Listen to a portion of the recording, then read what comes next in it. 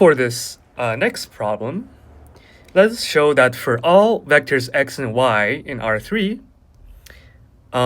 the absolute value of x dot y is no larger than the length of x times the length of y. And this is what we call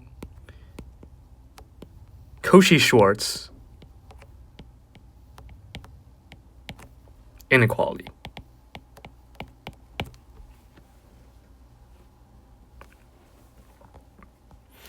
Great. So notice that we can absolutely use the fact that in R3, x dot y is equal to the length of x times length of y times cosine theta, where theta is the angle between them. And since cosine theta is always between 1 and negative 1, this inequality definitely holds. But actually, this inequality holds in a much larger general scenario. It's not just for R3, it can be for Rn, for any n, where in these high-dimensional cases, the angle between two vectors is not always well-defined. So today I will show you a method that works in general for any case. So let's consider the vector tx plus y, where t is any real number. Then we know that the length of this vector tx plus y will always be non-negative, right? Because the length of any vector cannot be negative. It doesn't make sense. But we can expand out tx plus y norm squared into dot product. So the left-hand side is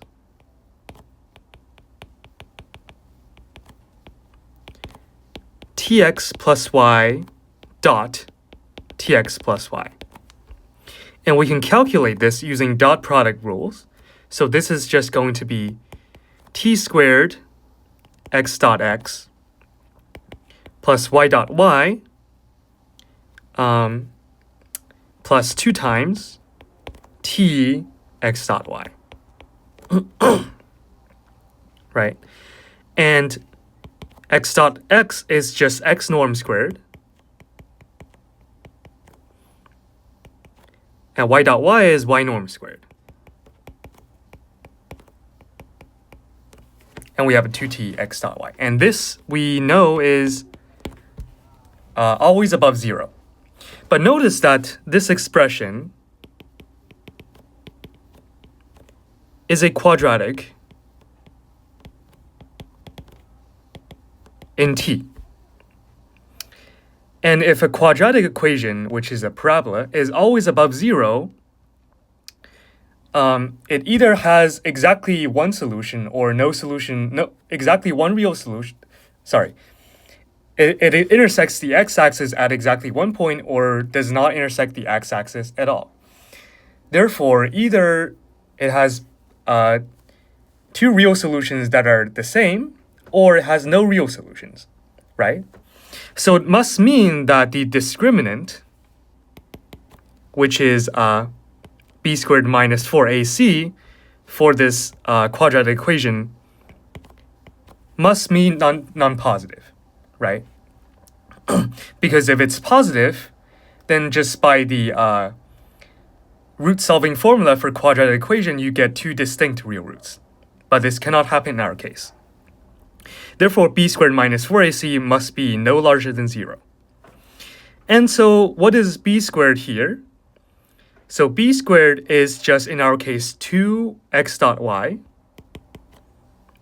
So 2x dot y squared minus 4 times, what is ac? So a here is our x norm squared, c is y norm squared.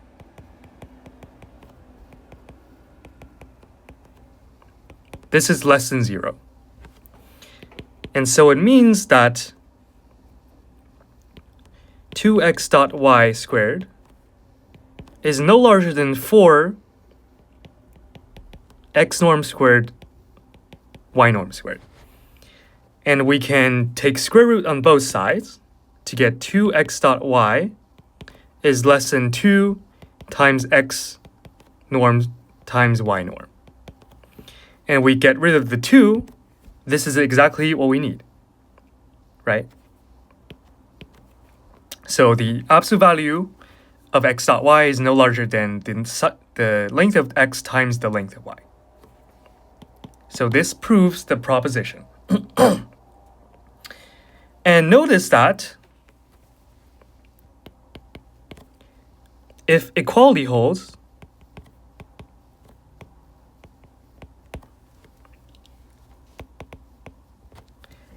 then it means that my discriminant here, b squared minus 4ac, is equal to 0.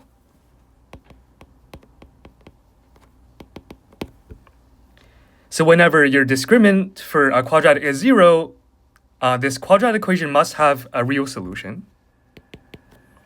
And therefore, my original quadratic, which was this thing, tx plus y norm squared, has a solution. Call this T naught. So it means that for this T naught x plus y norm squared is 0. So it must mean that my T naught x plus y is the 0 vector, right? So it means that x and y are multiples of each other.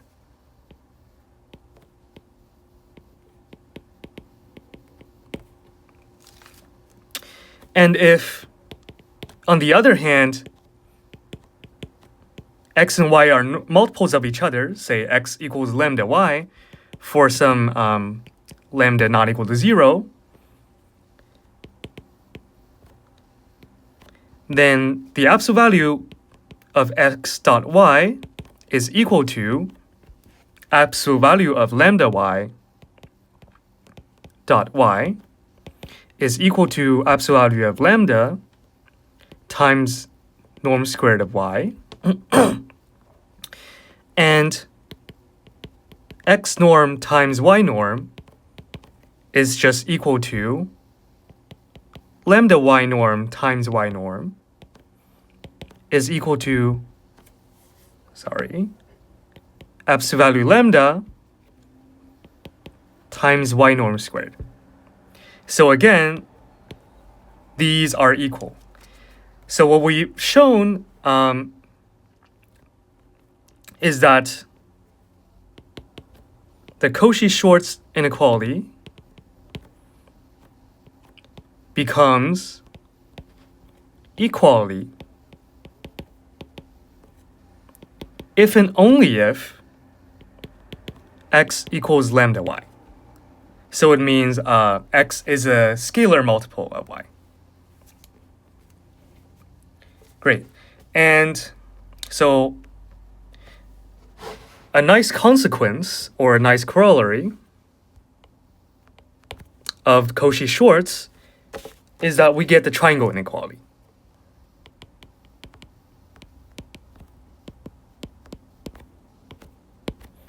Which says that for any x and y in R3, we have the norm of x plus y no larger than the norm of x plus norm of y. And the way to show this is that we just start by squaring both sides. So this is equivalent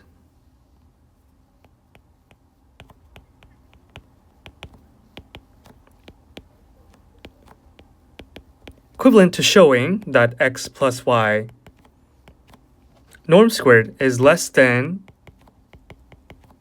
x plus y norm all squared. But what is x plus y norm squared? Expanding using our dot products, this is just x plus y dot x plus y. this is equal to x dot x plus y dot y plus 2 times x dot y. And our right-hand side, we can also expand this to be x norm squared plus y norm squared plus 2 times x norm y norm. And x dot x is x norm squared, so these cancel. Y dot y is y norm squared, so these cancel.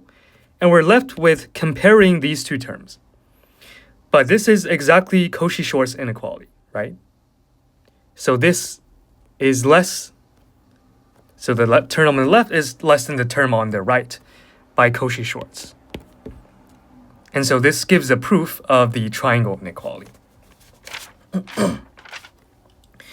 And so this actually doesn't just hold for vectors, it holds for functions as well. And so if you remember your integrals, so using the same method,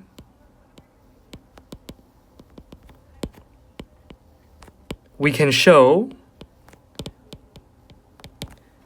that if f and g are Riemann integrable,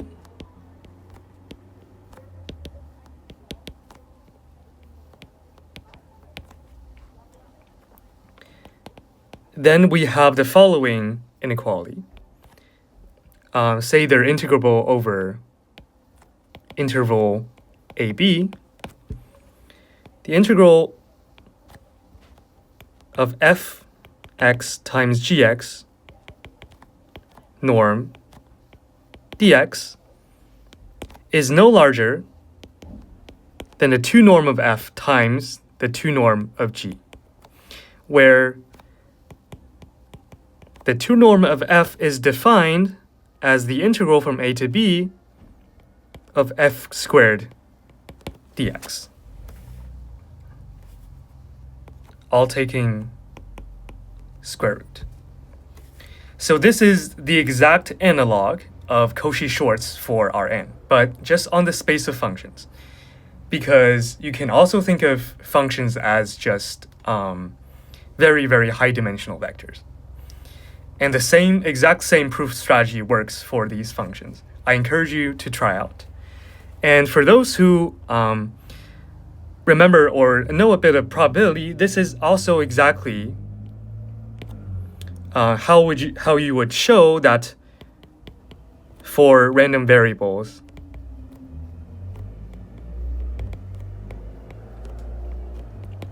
x and y, the expectation of x times y squared is no larger than the expectation of x squared times the expectation of y squared. This is exactly the same proof.